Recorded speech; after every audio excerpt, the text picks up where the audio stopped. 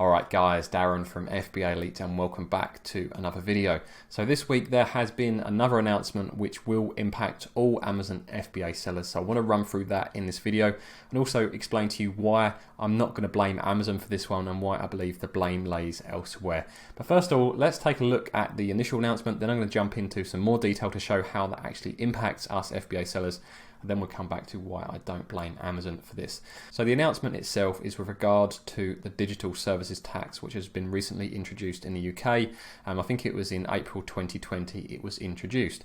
Now apparently when this was first introduced, Amazon was still in discussions with the government and the legislation hadn't fully passed, so they had not passed on any fees to us. However, as of the 1st of September 2020, Amazon are going to be passing on the equivalent increase they are facing as a result of this digital services tax, which means our fees are going up by 2%. But it's not as clear cut as that, as your fees aren't going to suddenly jump from 15% to 17%, and I'm going to show you that in a moment. So the idea behind the digital services tax was to make sure that large corporations such as Amazon are paying their fair share of revenue to the HMRC. At the moment, companies are taxed based on their profits, and Amazon and other big companies are very, very good at hiding their profits or making sure they pay tax on those profits in countries where the tax thresholds are a lot lower. So this is why they've introduced the digital service tax in the UK, to try to capitalize on the revenue instead of the profit. So what Amazon have done with this introduction of this tax is pass it straight on to our sellers. So it hasn't really had the intended effect. And I'm going to get, like I said, I'm going to come back to that in a moment. So if you go onto the Amazon help pages, it will bring you through to this page, which gives you some very good examples. And it's important to read through this, as like I say, it isn't as bad as I first thought. I thought fees were going to jump, say for example, from 15% to 17%, but that is not the case. So the two examples they give here are with regard to the cash increase and also the percentage increase.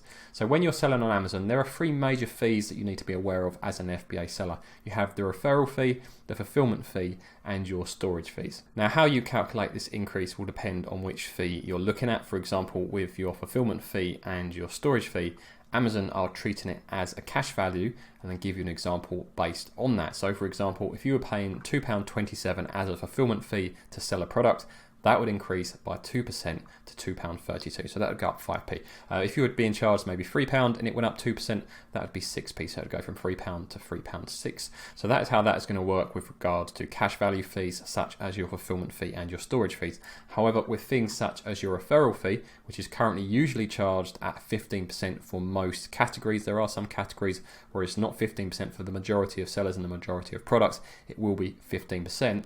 It's not going to jump from 15% to 17%. Instead, it's going to increase by 2% of that 15%. So if you were selling a product for £100, at the moment you would pay a £15 referral fee, as that is 15%.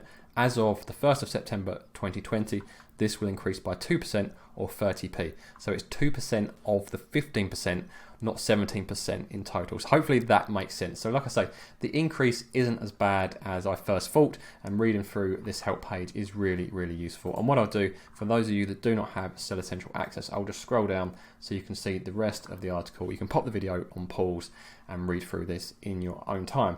Now, why don't I blame Amazon for implementing it the way they have? You know, in the ideal world, Amazon would just swallow this. However, just like we play in Amazon's playground, Amazon play in the government's tax playground, or the HMRC's guidelines. You know, so Amazon have always tried to avoid paying tax as much as possible, as any business usually would. And if many of us were in the same position, we would do everything we can to avoid paying any tax we didn't absolutely have to pay. And the reason that I'm not blaming Amazon is that a similar tax was introduced in France in April 2019. And Amazon did exactly the same thing there. They passed it on to the French sellers, so they had to swallow that 3% increase.